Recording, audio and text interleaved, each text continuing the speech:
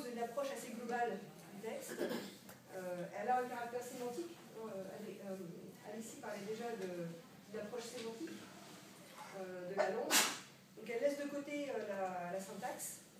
Donc elle laisse de côté, dans un premier temps du moins, toutes les articulations structurelles de la langue.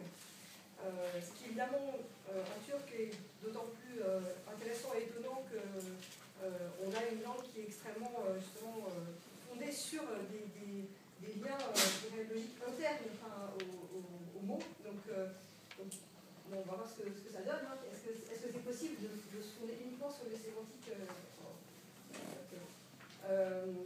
et en tout cas, ce qui est évidemment dans cette question privilégiée, c'est le sens global.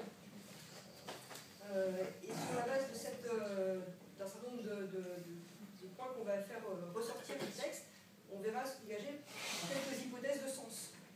On confrontera ensuite, dans un deuxième temps, au texte français, qu'on a aussi, puisque Ahmed nous a fait une auto-traduction de ces 2 pages. Donc on pourra ensuite découvrir dans le texte français ce qu'on a déjà compris à travers cette approche et ce qu'on n'a pas compris, ou les mésinterprétations qu'on a pu faire éventuellement avec cette première approche.